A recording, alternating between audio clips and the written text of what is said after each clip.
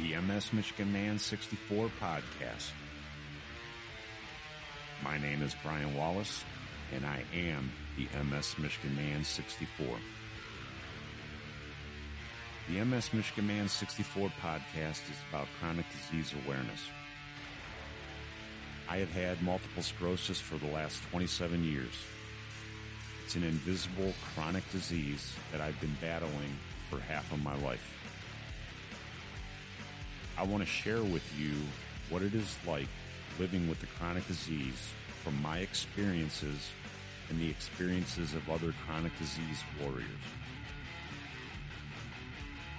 We can fight to have a voice to those that want to listen. Together, we can motivate and educate.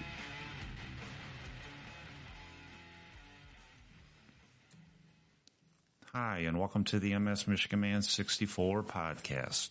My name is Brian, and today I am sitting down with another MS warrior. She is from the state of Tennessee, and she got diagnosed in 2015. Her name is Madelyn. How are you doing today, Madelyn? Doing great, Brian. Doing somewhat great, I guess. Tired, but great. Yeah, I understand. Hey, Madelyn, okay, you got diagnosed in 2015. Can you kind of take us through what led up to your diagnosis, the symptoms that you were having that caused you to like, hey, I got to go to a doctor and figure this out, what's going on? 2015, actually, I actually went back to the neurologist because I had a car accident and they were just checking me for my neuro post-surgery from a couple years. And then when I went to the neuro guy, he noticed that there was some kind of changes in me. I had tremors, but he noticed they were worse and my gait was off and some of my cognitive stuff seemed off. Yeah. So he wanted to start screening me. He started running these tests on me in his office, and he came to the conclusion that I had MS. But he couldn't treat me with medicines or anything like that because he hadn't done MS stuff in years. Mm-hmm.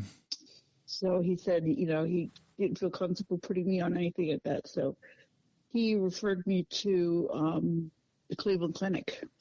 And they had a location in West Palm Beach, Florida. So I went there, and the same test pretty much that he did on me. The doctor, the neuro at Cleveland Clinic also did it, and she took the process of doing these tests, some of these tests over again, and finally got to October of 2015 when she made the final confirmation that I did have MS and started me on Copaxone. Oh, okay. So what were your symptoms like? Was it vision and did you have any kind of vision problems? Oh, yeah. Actually, before I went back, a few years before that, I had my primary doctor also was thinking that I could have MS. And he sent me to a neuro, and they didn't want to, I don't want to say he was a bad doctor, but he did a spinal tap and said, it was negative, so he kind of just brushed it off, and I wasn't going to take that. So he sent me to the University of Miami, and the doctor there, he thought I had MS, but because I wasn't, as he said, an active case at that moment, not to say that I wouldn't be down the road. Yeah. He didn't want to confirm it. Wow. But I was having my tremors, my walking. I was tripping over my own feet, we say. Yeah. And I was very active. I mean, living in Florida, I used to power walk. I would power walk 5 miles one direction and 5 miles back. Yeah. And I did that a few times a week. And I tripped and fell a couple times, and you know how embarrassing that is. You know, you you pick yourself up and then you just keep going. You know, so now I can't do that. If I fall, I have a hard time getting back up. Yeah. But yeah, I was having those, and I had a couple car accidents caused by other people's stupidity, and it led to having to have neck surgery. Oh, jeez. Which led me back to that same doctor who did the neuro from my surgery, and that's when, long story short, I don't know that unfortunately got the confirmation that I did have MS. Wow. That's just crazy, and I was in a car accident too back when I was like 22, and multiple sclerosis was mentioned then too. And I kind of ignored it because I didn't have any symptoms and I was young. But it's kind of interesting that a lot of people that I talk to, like their start of their symptoms are some kind of a trauma, a car accident, a bad fall, and that's when their symptoms start. And it's just amazing that's something that triggers a chronic disease. Oh yeah, definitely. I did have a couple of trips and falls over the years where, one night wasn't a trip and fall. I fell off a bike when I was 5 years old, hit my head on the curb when I was living in New Jersey, ended up in the emergency room. Still have the lump on my head to prove it.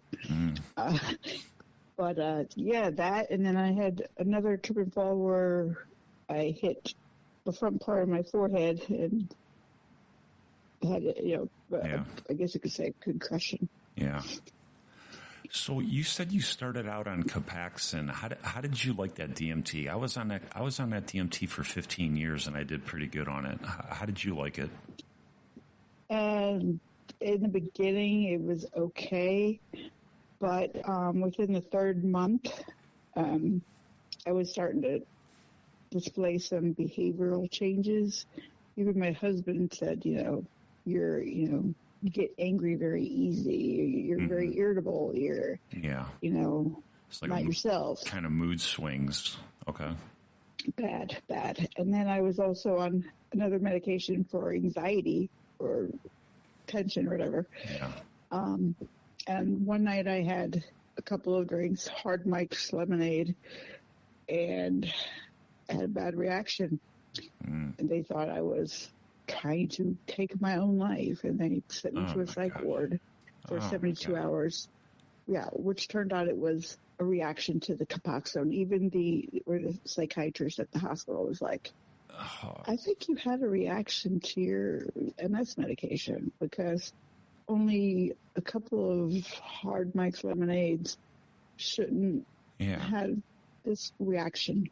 Oh my God. And they ended up admitting you into a hospital because of this. And they're thinking that you want to hurt yourself, and it's really an allergic reaction. That's just unbelievable, Madelyn, that you had to go.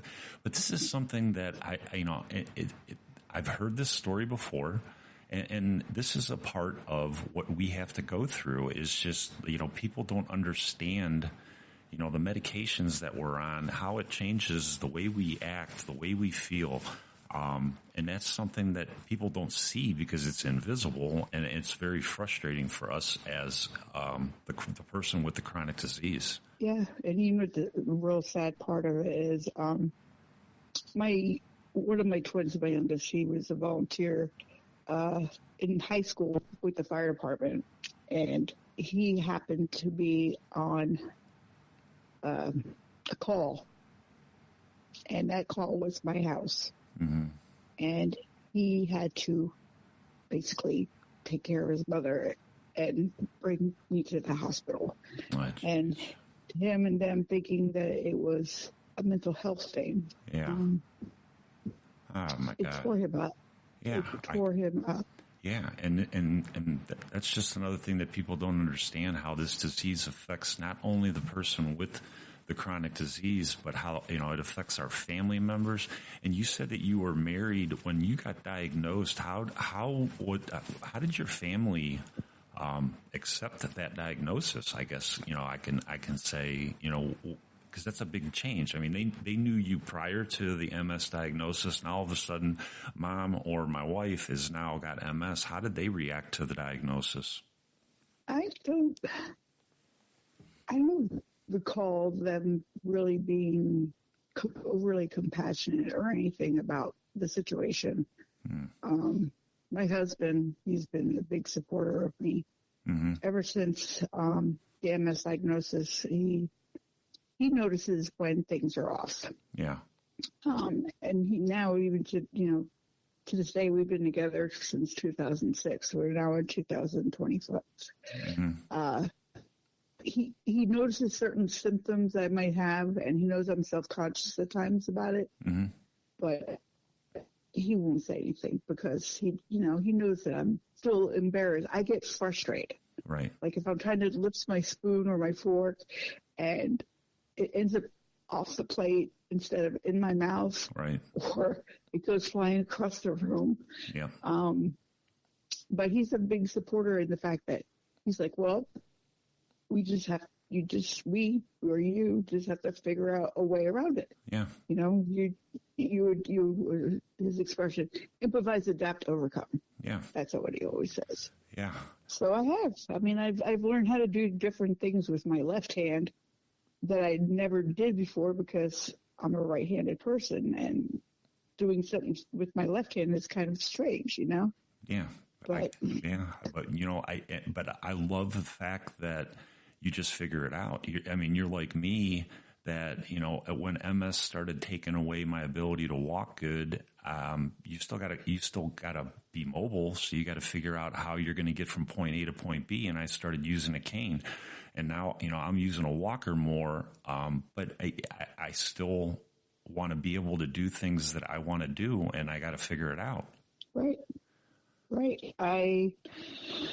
I'm going to be taking a trip at the end of this month, driving down to Jacksonville, Florida, which is about an 8-10-hour drive. That's a long time. That's a long time in a car with MS. I can tell you that. Yeah, but I might be taking frequent breaks. Sure. If I need to, I'll go to well-lit area, the security, safety things that, we should do when we're on a trip, especially if you're by yourself. But yeah. I don't want to miss my son's baby shower. My first grandchild's coming. So yeah, I get it. We do what we got to do. Yeah, we do. And I didn't start using a cane. Until within this last year.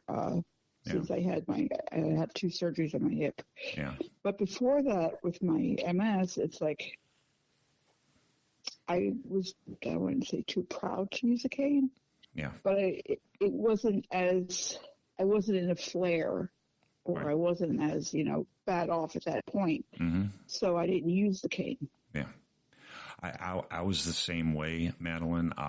It was right around 2015, 2016 when my mobility started really going down, and I fought using a cane all the time. I mean, it would be like, if I walk into a gas station and it was like a 50-foot walk, it would be easier to use the cane, but I would struggle and when I look back at it now, I'm like, why were you so stupid, man? Why you should have used a cane, because it does it makes life easier. Yeah, it's for balance part. I mean, it's for, help you be balanced. Yeah. But sometimes we're stubborn. Oh yeah. I still do the same thing myself. It's like if I'm really close to something, if I'm out in public, or if walking from my car to the window, gas store window, whatever. I'll walk super slow, but I don't use my cane unless I really need to use my cane. Yeah. Yeah. So let's switch to this disease. Let's switch to this disease. The aspect of employment. What kind of work were you doing when you got diagnosed, and how did it affect your ability to work? Well, when I was living in Florida, at the time of my diagnosis and the screening of my diagnosis, I was working as a probation officer for a privatized company. And I had average those 3 years I was working there of having between 50 to 100 cases at any given time, and having to see clients every month. Yeah. Type notes in the computer and, stay organized. And toward that last year, I was starting to have issues with that. I was falling behind. I wasn't putting the right notes in the system. I wasn't closing cases out in time. Right. Yeah, just silly things that aren't Stupid, normal. Things that I didn't normally would do. Right. In the beginning. Yeah. And my supervisors noticed it. But the second time, or when I was going through that last year, we had experienced a little bit of layoffs within a couple of years. So it's like one person would take a layoff for 6 months, and then they put me on a layoff in September of 2015. Okay. Eventually they called me back, but that was right before I moved to Tennessee. Okay. And that's right when you were getting diagnosed, when they were laying you off. Okay. Yeah, it was September, and I got my official diagnosis in October. Wow. And actually, when I got laid off, there was people, when I told them that I was being screened for MS, they didn't believe me. They didn't believe you. Wow. Like they didn't believe me. Like you were lying about that? You're lying about something like that. Yeah. Okay. Yeah. They're like, somebody was like, I know somebody that has MS, and they probably were more obvious in their symptoms than I was at that point. Yeah. So. Yeah. And, it was hurtful. It was hurtful. It's hurtful and it's frustrating. I can't tell you, Madelyn. I mean, I've been doing this 27 years, and I worked from, I got diagnosed in 97. I started working for the state of Ohio in 95, and nobody knew that I even had MS for the first 15 years. You couldn't tell. Every now and then I would trip. But once people started to find out, once you can't hide it anymore, you do start getting treated different. And it's sad that we have to deal with that, especially from an employer. Discrimination. Yeah. I've had one employer that I actually got terminated because of my MS. It wasn't the state of Ohio. It is sad, and it's something that is a reality with people with chronic diseases, that, your employer doesn't understand it. All we're asking for is just something to make our ability to do the job a little bit easier dealing with the chronic disease. And it's sad because we didn't ask for this. It's taken away livelihood. It's taken away self-esteem. Mm-hmm. It takes away friends, some family members. And recently, I can't really get into it, but I have worked for an employer where I was in retail. Mm-hmm. And I was on leave a couple times before for the hip, and then my MS a couple times, things fluctuated. But with the MS, they didn't really, at first, give me a hard time about my illness. Mm-hmm. It wasn't until after my hip surgeries where my MS got worse from the stress and the surgery. Sure. That I couldn't do certain things that they felt that I should be able to do. Yeah. And I couldn't. I asked for accommodations for my hip. Sure. I mean, not my hip, for my MS. Yeah. And being able to sit on a stool, use my cane. I just was heartbroken when I got put on a leave that I didn't ask for, because I was still able to do my job. Yeah. Yes, they moved me from one area to another area, but I was still able to do my job. I just needed a little help. Yeah. That just doesn't seem like it should be. You're not asking for much. I mean, you're asking, you can't stand for 8 hours. I can't stand for probably 8 minutes. And all you're asking for is a chair just to do your job. And they're giving you a hard time. That to me, that is disgusting that employers do that. It's disgusting that employers get away with doing that. And it's sad, and it's like I get a double whammy. It's like I can't stand for long, but I can't sit long forever on a stool either because, eventually you start hurting from sitting on a stool. Yeah. So it's a as needed thing for me, Yeah. I like to be able to get up and, help, when I can. I'll hold on to stuff, I can scan and do whatever, do my job. Right. But it's hurtful when you work for a company of any type. Sure. That you're suffering or you're having an issue and you're not, it's like they don't care. Yeah, exactly. Especially if you've been there a long time. Yeah. I totally get what you're talking about, Madelyn. It is frustrating. It affects our mental health. I mean, it's a beatdown. And the one thing that I would suggest to anybody listening is to stand up to any employer that pushes you like that and fight back, because we do have rights. And, there are laws out there to protect us. And I suggest to anybody that is going through any of these issues to talk to an attorney. I know you have talk to an attorney or governmental agency. Yep. It's called the EEOC. Yep. You stand up.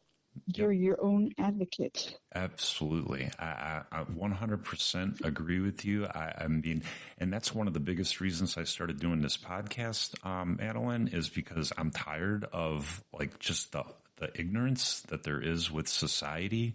And, if your story can help somebody understand just a little bit better, that's what I'm all for. Your experiences, the good things that we've experienced because of this disease, and the really shitty things. And that's what I love, talking to people. And your experience is, how did this disease, let's get into the mental health part of it. You know what? I'm gonna switch this up, because you talked about surgeries. So I've had surgeries too, and that's another thing that people don't understand. Okay, we got MS, but we still have other health problems. Right, and those health problems magnify the MS. Right. So let's talk about some of your surgeries you've had, because you said you had a hip replacement, and that's a brutal surgery, and I can't even imagine going through that with MS. Yeah, it was hard. The first time I had it, surgery and then rehab, and then I went back to work, and I felt like something was off. And I told the doctor, I felt like something was popping, or it didn't feel right. It didn't feel right. My gut instinct was telling me something's not right. Yeah. And he couldn't, I guess, when it got to November, he's like, well, it's still 6 months post-op. We can't really do too much at this point. We could do a bone scan, but it might still show active because you're still in the recovery process. Mm-hmm. So when you get to your 1-year anniversary of your surgery, we'll reevaluate. So when I went back, they sent me for the bone scan, and it came out it mechanical loosening is what they called it. The stem, the long part that goes into the femur, became loose. I could not imagine that. Yeah. I couldn't imagine so that. I went for surgery a second time, except this time I also had a tear in my tendon, which is near the hip, part of the hip, and part of near the groin area, or the side of the groin. Mm-hmm. They call it the gluteus medius. Okay. So I had to have two types of surgery. I had to have the stem replaced. They had to put a longer one in to the femur, and they had to do the tendon repair. So I had a double whammy. God, I and couldn't imagine it's that. still to this day. And I told the doctor after the second surgery, something still doesn't feel right. Yeah. To this day, and they sent me for second opinions, third opinions. They're like, they look at the X-ray and they say, everything looks intact. Yeah. Everything looks normal. Well, it doesn't But feel that's normal. No, it doesn't. Yeah. I still feel popping in my groin. When I take a step, I feel something popping. My tendon on my side still doesn't feel right. I got nerve damage. Yeah. Wow. Yeah. I there's another thing, Madelyn, that I just think the public just doesn't understand. You know, the atypical person is that, you know, we're still battling every other life challenge that gets thrown at us, whether it's, you know, a heart problem or a knee problem or a hip problem. And that's just an added layer onto our mental health, onto our physical health, that people just don't understand that we deal with as an MS warrior. Yeah, and warrior is, it's not for the faint of heart. It is not. It is not. Definitely isn't. There's this disease will bring you to your knees, and you have to get back up and dust yourself off and keep on fighting. And that's what you are all about. You know, since you reached out and started talking to me on Facebook, and I started to get to know you. Your mentality, you're just such a fighter. You know, with everything that's been thrown at you, you've been drugged through the dirt, and you're such a positive person, and I love that about you, Madelyn. Sometimes I don't feel as positive as No, we don't. I get down. I'm on 2 different types of depression medication. Yeah. And it helps. Yeah. It really does. And talking and writing things down. Sympathetic ear, that's kind of hard to find. Yeah. And having a hobby. Yeah. Having a hobby, you have to find a hobby. My husband, for the longest time when I was on my recovering from my hip, my depression was really bad. I just felt really hopeless. And he was like, you need to find a hobby. Yeah. You need to find something to do. Yeah. Not just sit around and watch TV and wait for me to want to do something, or wait for me to, you know, Right. have a full-blown conversation, because I'm still trying to work here, you know. Right. So what did you? I did. What'd you find? Bead art. Okay. They call it diamond art.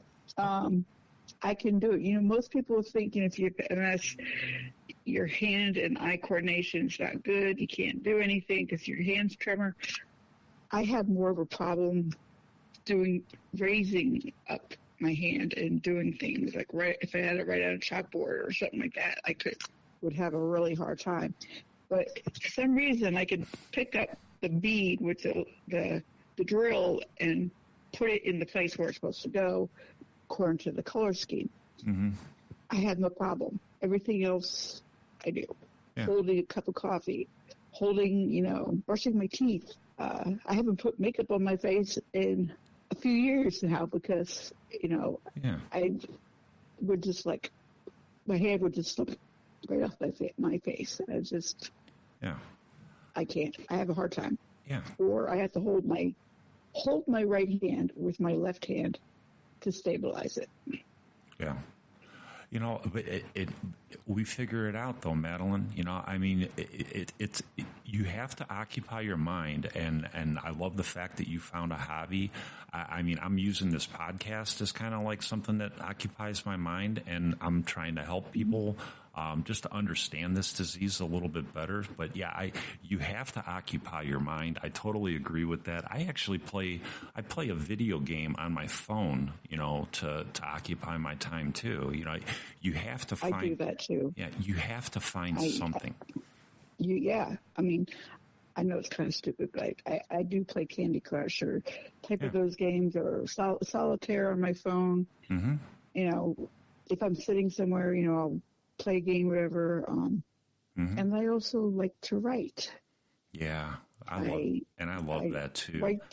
I write poetry, or depending on how I feel, I'll put it to pen to paper. Yes, people still use pen and paper to write things. But I want to write a book, and I know that I can't give that up. I don't want you to give that up, Madelyn. You told me that that's a dream of yours, and I want you to go after that dream, and I will definitely be reading that book. And you're just an inspiration on how we, as an MS warrior, just never give up, and we just figure it out, and we keep on fighting, and I love that. Can't give up. Cannot give up. No, even when you feel like it, you just gotta dust yourself off and keep going. Yep. Try to put a smile on your face the best you can is what I always try to do. You know, I mean, we're warriors, and we are going to keep on fighting. And you know, that's the way we're built, and that's the way we're wired. And there's a reason we got this disease. And you know what? Just you got to live the best life you can with it.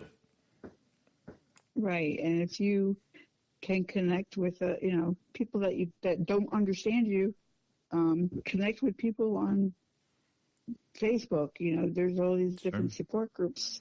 Yep. People that can relate. Yep. You know, absolutely. You're not alone.